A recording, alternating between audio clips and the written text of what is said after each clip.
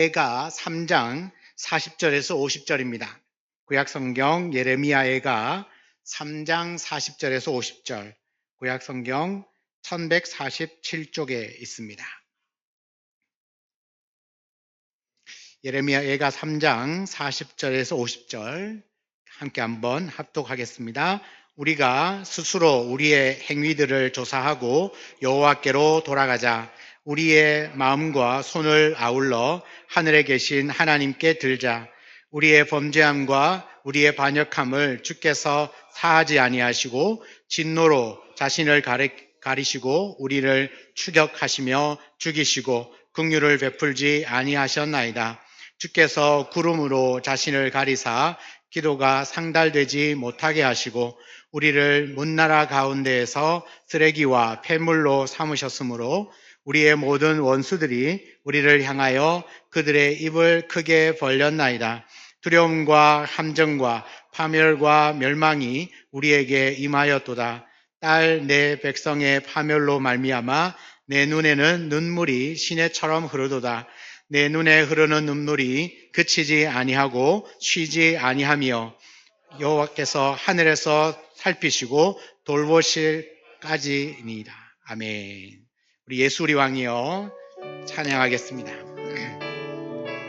우리 마음을 다하여서 예수 우리 왕이여, 예수 우리 왕이여, 이곳에 오십시오. 이곳에 오소서. 보좌로 주여 임하사 찬양을 받아 주소서. 주님을 찬양하오니 주님을 경배하오니 왕이신 예수여 오셔서 좌정하사 다스리소서. 주님을 찬양합니다. 주님을 찬양하오니 주님을 예배하오니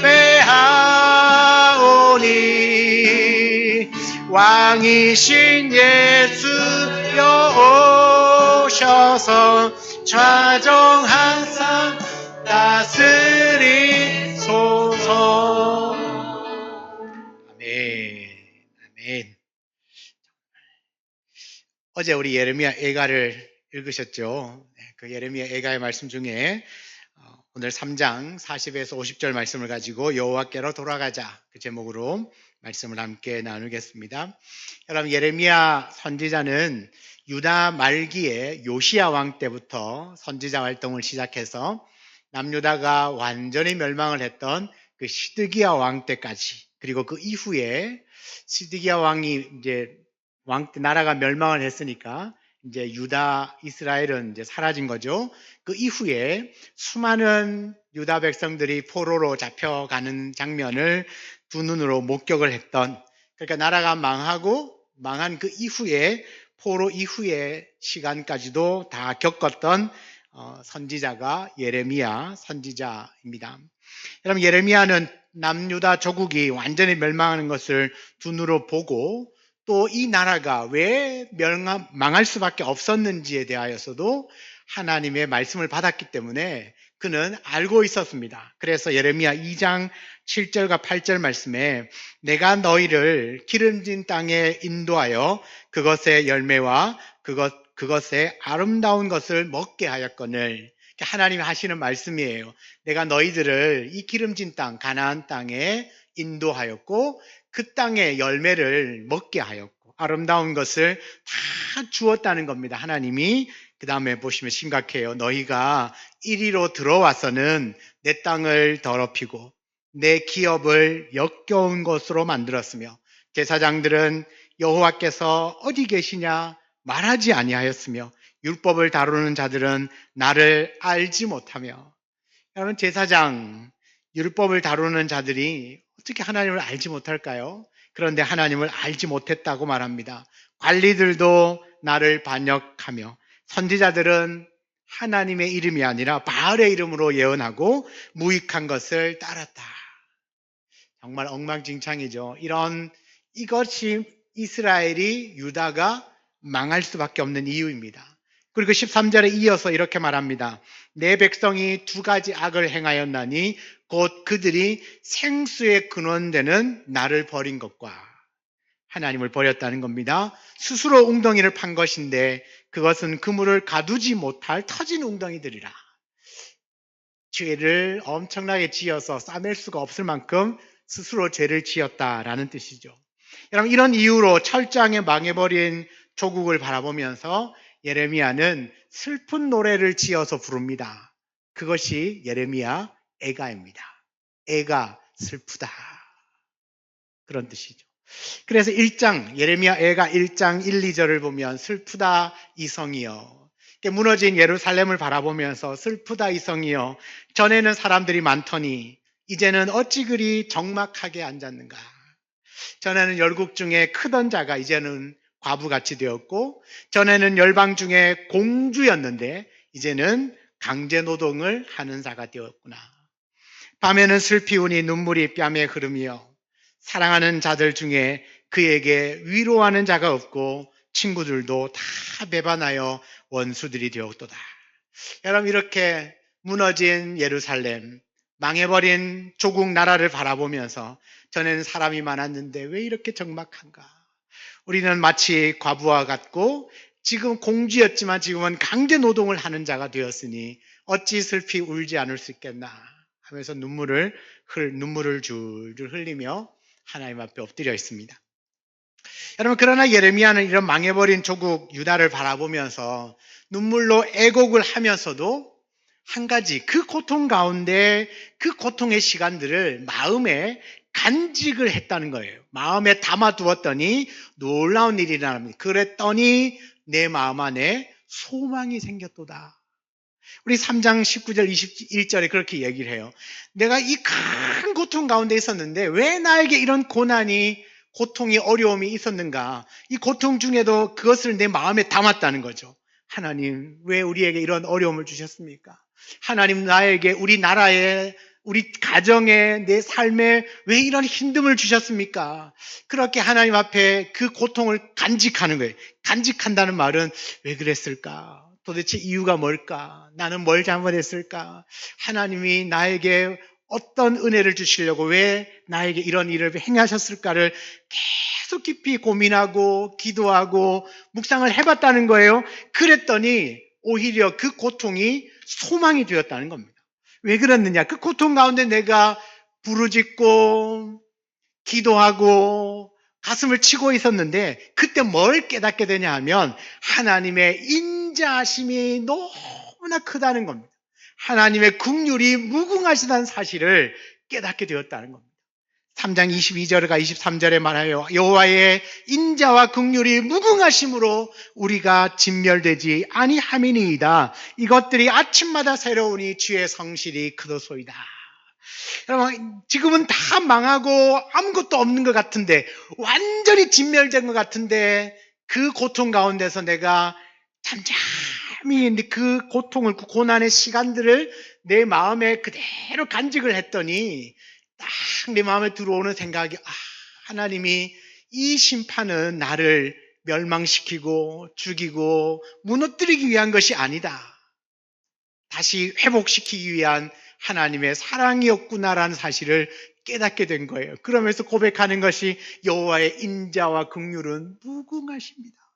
그래서 우리를 진멸시키려고 하는 것이 아닙니다. 이것이 아침마다 새롭다는 거예요. 아침마다 내가 눈을 뜰 때마다 와, 하나님의 긍휼과 인자하심이 무궁하구나. 오늘도 하나님이 나를 사랑하시는 그 사랑에는 변함이 없구나. 주님의 성실이 너무 크구나라는 사실을 깨닫게 된 겁니다. 그래서 31절 32절에도 말합니다. 이는 주께서 영원히 버리지 아니하실 것이며 그가 비록 근신하게는 하시지만 고난 가운데 우리를 머물게 하실지는 모르지만 그의 풍부한 인자하심에 따라 긍휼히 여기실 것입니다. 지금 내가 잠깐은 고난을 당하게 하실지는 모르지만, 잠깐 근신하게 하실지는 모르지만, 결국은 하나님의 그 풍부하신 인자하심과 긍휼하심으로 말미암아 나를 살려주실 것이구나. 이 사실을 고난 중에 깨닫게 되었다는 겁니다. 신약 성경은 말합니다. 우리가 고난 당하는 것이 오히려 너희에게는 유익이라. 왜요? 그 고난 중에 뭘 깨달을 수 있습니까? 하나님의 풍부하신 인자하심과 긍휼하심을 깨닫게 된다는 것입니다. 여러분, 비록 죄로 말미암아 나라가 망한 것이지만 변함없으신 하나님의 인자와 긍휼을 믿기 때문에 고통과 슬픔 중에도 소망을 품을 수 있는 것입니다. 여러분, 한번 생각해 보겠습니다. 내가 죄를 지었는데, 내가 곁길로 가고 있는데 하나님이 가만히 내버려둬요.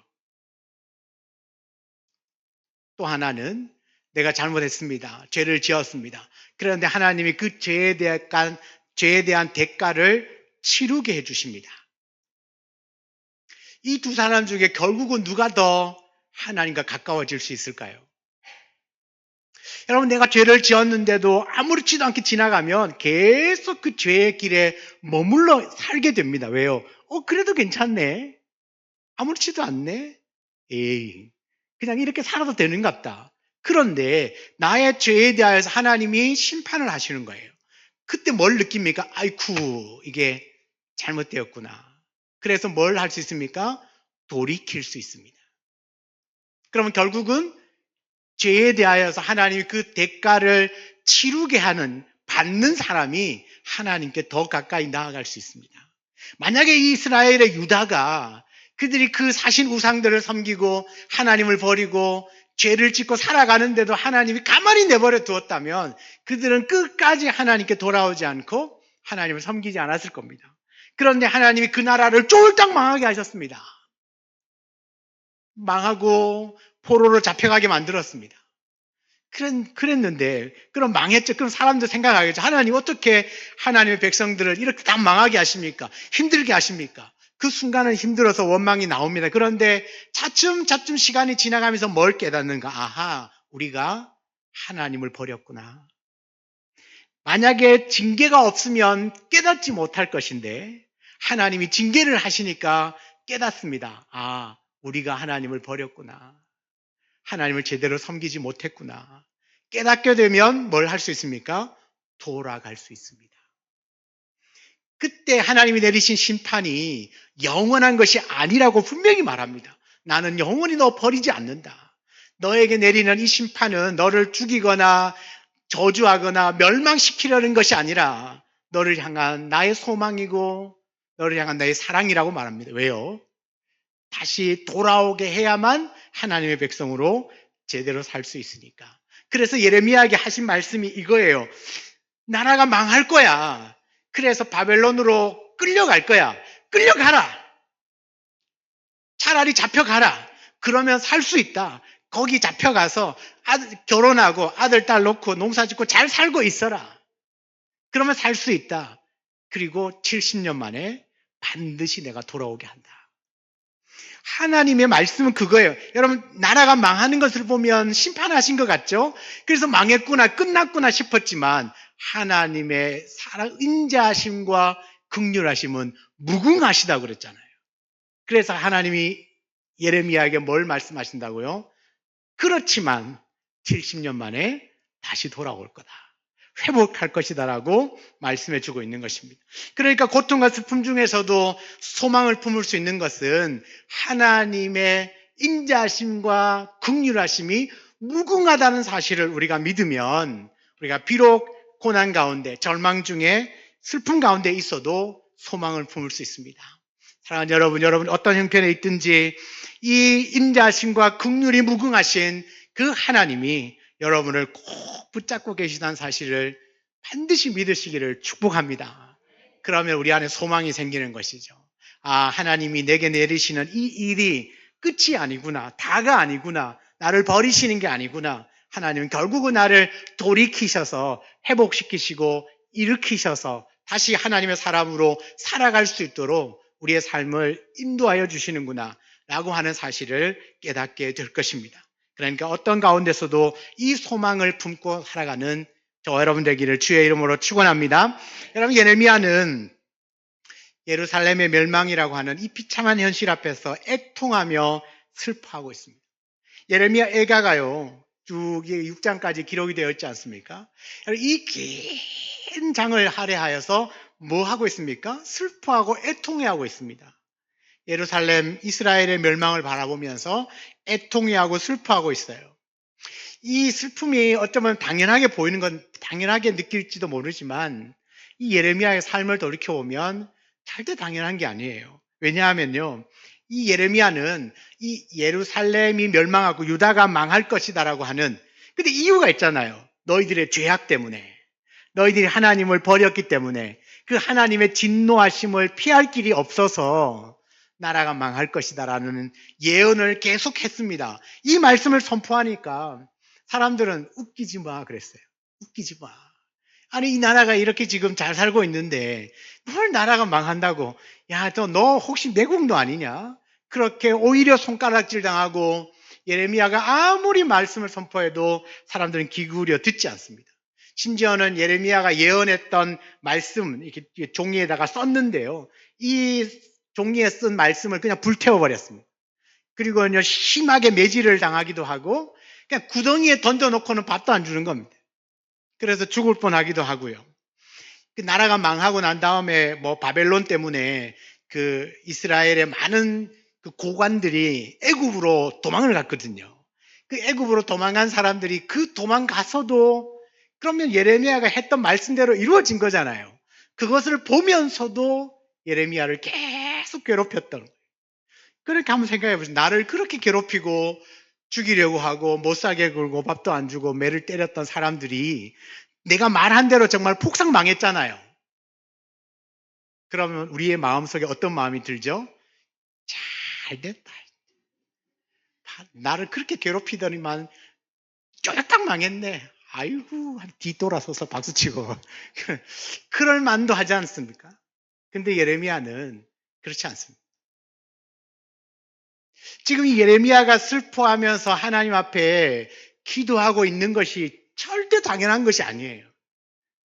그는 얼마든지 자기를 배신하고 자기를 괴롭히고 힘들게 했던 사람들이 망하는 것을 보면서 오히려 봐라, 내가 말할 때는 내 말 했으면 들었으면 됐지.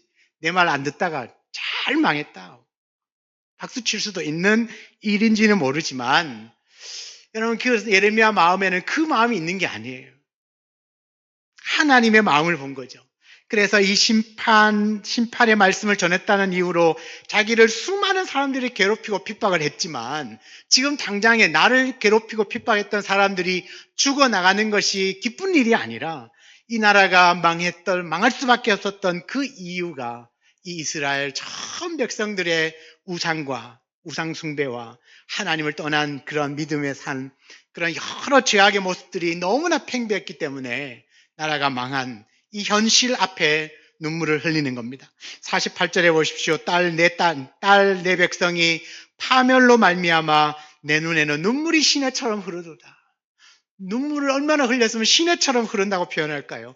내 눈에 흐르는 눈물이 그치지 아니하고 쉬지 아니하며 계속 주룩주룩 눈물을 흘린다는 겁니다. 언제까지? 여호와께서 하늘에서 살피시고 돌아보실 때까지, 하나님께서 살피고 돌아보실 때까지 계속해서 하나님 앞에서 눈물을 흘릴 것, 나는 울 겁니다 라고 하나님께 호소하는 겁니다. 하나님 돌아보셔서 한번 긍휼과 인자를 베풀어 주실 때까지 저는 계속 울 겁니다. 눈물로 데모하는 겁니다. 예레미야의 눈물은 단순하게 나라가 망한 것 때문에 우는 것이 아니에요. 나라가 망한 것도 너무너무 슬프지만 또 한 가지 눈물의 의미는 하나님 좀 불쌍히 여겨주십시오. 하나님의 인자와 긍휼이 무궁하신 분이신데 한 번만 더 기회를 주십시오. 우리의 이 죄 때문에 지금은 망하고 고통 가운데 있지만 하나님이 한 번만 더 기회를 주시고 불쌍히 여겨주시고 용서해 주시면 우리가 다시 일어나서 하나님을 잘 섬기겠습니다. 그렇게 눈물을 흘리고 있는 겁니다. 눈물을 흘리고 하나님께 호소하고 있는 거죠.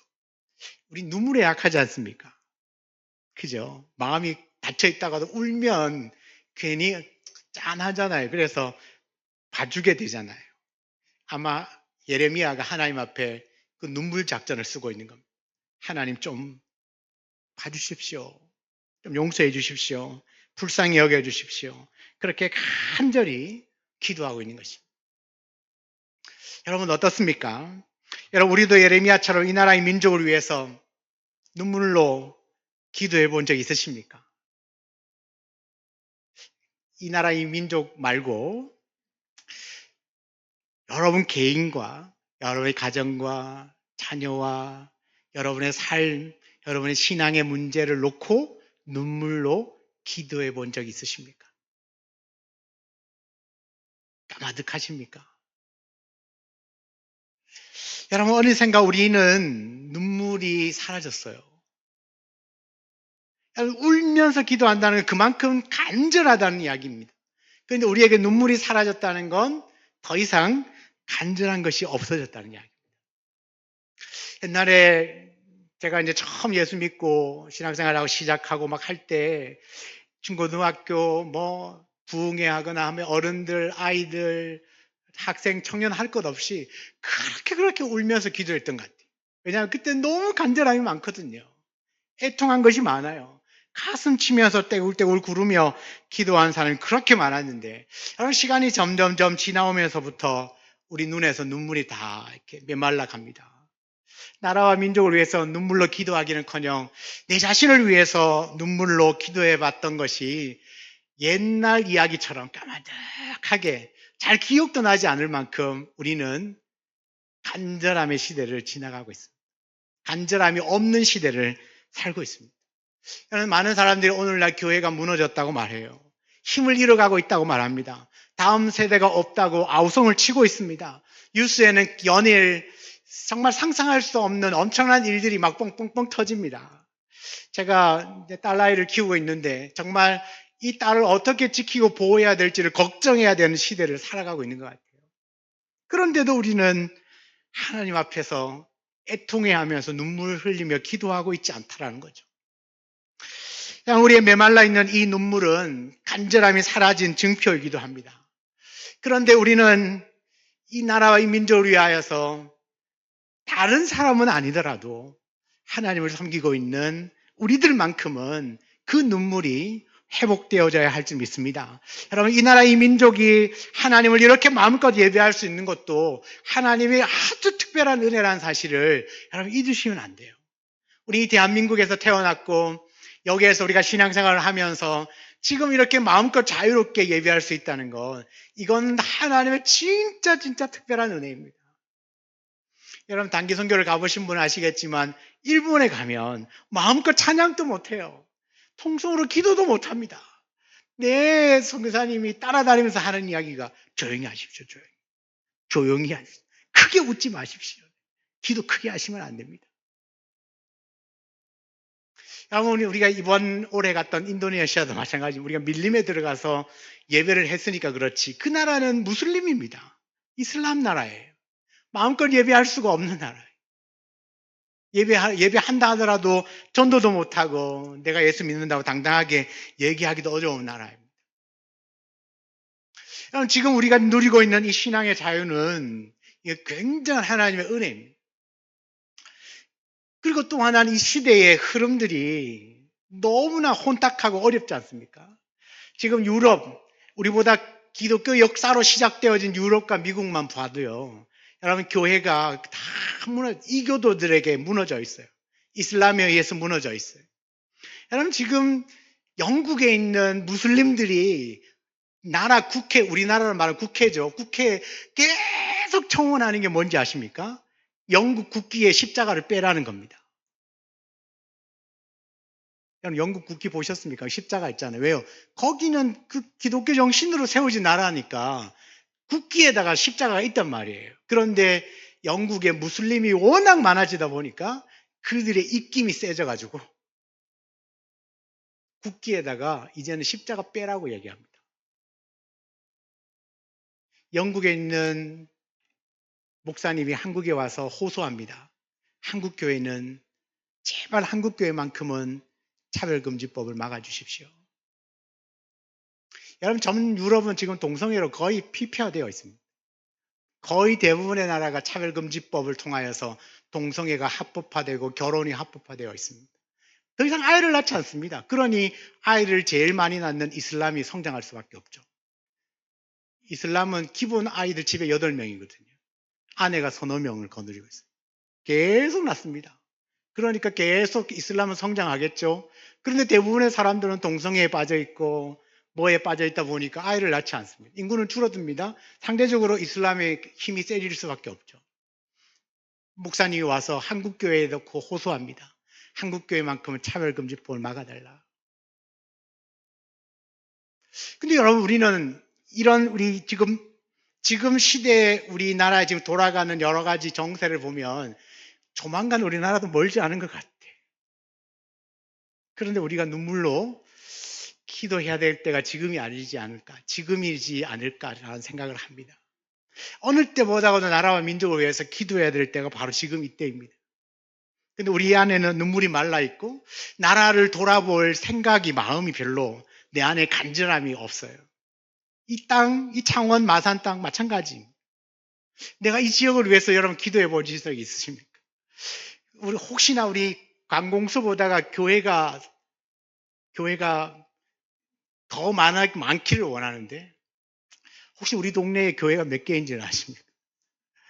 물론 모를 수도 있습니다. 몰라도 괜찮습니다. 그런데 우리가 이 나라와 민족과 이 지역의 복음화와 하나님 나라를 위하여서 이 예레미야처럼 하나님이 돌아보실 때까지 눈물로 기도하는 그 간절함이 우리 안에 사라졌다는 것이 문제입니다. 나의 문제를 갖고도 눈물로 기도하지 않는데 우리가 어찌 나라와 민족, 교회를 위해서 기도한다는 것은 더 기대하기 어려운 일이 아니겠습니까? 사랑하는 여러분, 이 눈물의 기도를 회복할 수 있기를 축복합니다. 우리 안에 있는 이 간절함들이 다시 회복되어지기를 원합니다. 그래서 예레미야가 40절, 41절에 말하죠. 우리가 스스로 우리의 행위들을 조사하고 여호와께로 돌아가자. 우리의 마음과 손을 아울러 하늘에 계신 하나님께 들자. 우리 스스로 우리의 행위들을 조사해보고 하나님께로 돌아가자는 겁니다. 돌아가자. 그리고 우리의 마음과 손을 하나님을 향하여 높이 들자. 그만큼 우리 안에 뭘요? 간절함을 회복하고 잘 살펴보고 조사하여 가지고 내 안에 무슨 문제가 있는지를 찾아내라는 겁니다. 찾아내서 하나님께로, 여호와께로 돌아가자. 여러분, 이 돌아가는 것에는 회복하자, 회개하자는 의미도 있지만 새롭게 한다는 의미도 있습니다. 고장나고 부서지고 잘못된 것이 있으면 다시 새롭게 해야 될 것 아니에요. 그래서 뭐라고요? 돌아가자. 돌아가려면 조사를 해봐야 됩니다. 잘 살펴봐야 됩니다. 나는 하나님을 갈망하고 있는지, 나는 정말 믿음으로 예배하고 있는지, 정말 나는 여러분의 삶은 우선순위가 하나님이라고 자부하실 수 있습니까? 내가 드리는 기도 하나님이 기쁘게 받아주실 것이라는 확신이 있으십니까? 여러분, 예배의 자리에 앉아 계시는데 정말 여러분은 마음과 힘과 정성을 다하여서 최고의 예배를 드리고 있습니까? 혹시나 내 마음이 하나님으로부터 멀어져 있지는 않습니까?